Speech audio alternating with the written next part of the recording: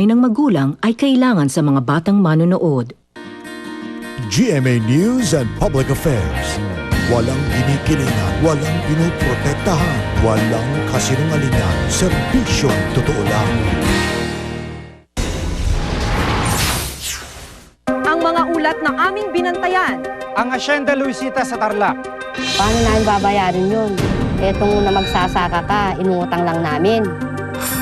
Ano pang matitira saan pagkain sa pamilya namin?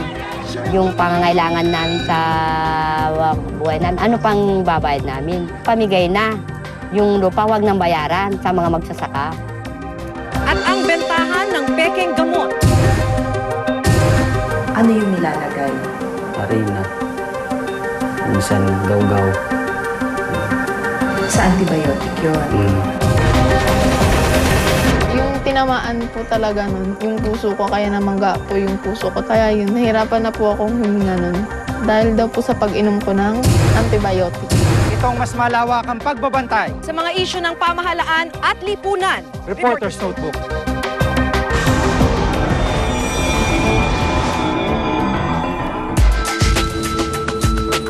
Mapabangketa sa ilang pamilihan at maging sa internet. Nagkalat ang mga pekeng produkto na mabibili sa mas murang halaga. Maging ang mga gamot na dapat ay lunas sa mga karamdaman, pinepeke na rin ng ilang mapanamantala.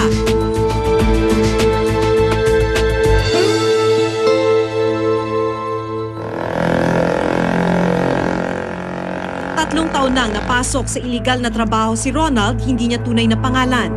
Gumagawa raw sila ng pekeng gamot sa isang factory sa Maynila. Paano niyo pinipeke yung mga gamot? Ano yung nilalagay? Harina.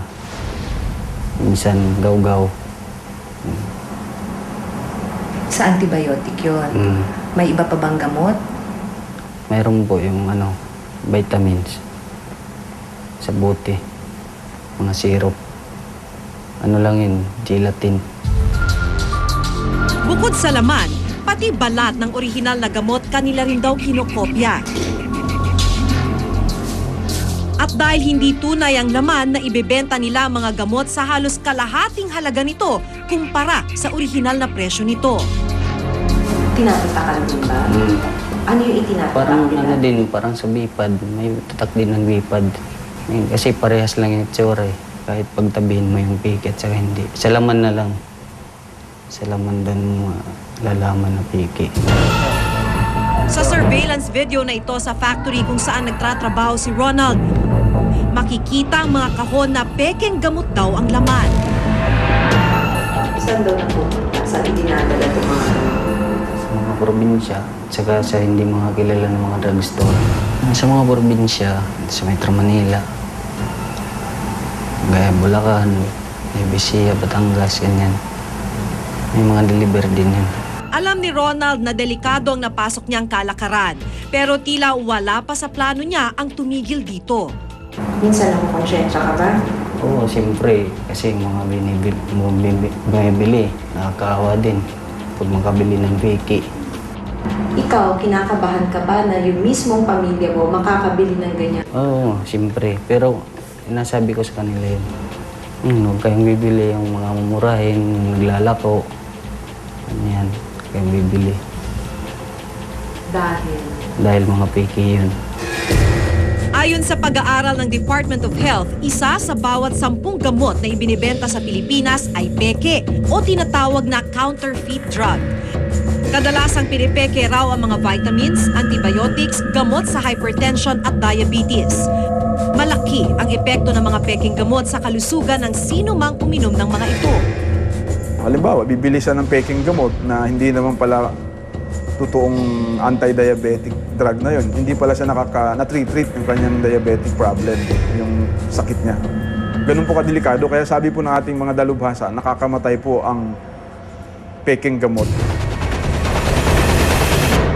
Dahil sa pag-inom ng inakala niyang orihinal na antibiotics, nang hina sa halip na lumakas si Catherine, hindi niya tunay na pangalan. Baka daw po lalagnatin ako. Kaya pinainom niya po ako ng antibiotic. Tapos nangati po muna yung buong katawan ko. Tapos nung kinamot ko na po siya, Doon siya nagkaroon ng mga pantal-pantal. Yung tinamaan po talaga nun, yung puso ko, kaya namangga po yung puso ko. Tapos yung mga ugat daw po, yung parang nabarahan po. Kaya yun, nahirapan na po akong huminga nun. Kasi yung daloy po daw ng dugo is bumagal na. Dahil daw po sa pag-inom ko ng antibiotic.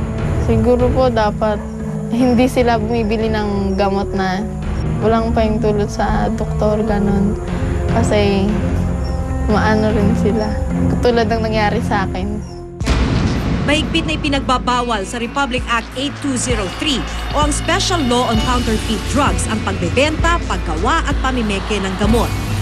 May parusa itong 6 na buwan hanggang 10 taong pagkakakulong o multang 100,000 piso hanggang 500,000 piso. Ang problemang ito hindi lamang nararanasan ng Pilipinas, maging ng buong mundo. Ayon sa pag-aaral ng World Health Organization noong 2003, nagmumula ang mga pekeng gamot sa mga bansang China, India at Pakistan. Bukod sa mga gamot na ibinibenta sa ilang drugstores, ang ilang gamot lantaran na rin ibinibenta online. Ang produktong ito nabili sa bangketa sa halagang 150 pesos at hanapin mo man ang pakete, wala ritong nakatatak na BFAD approved.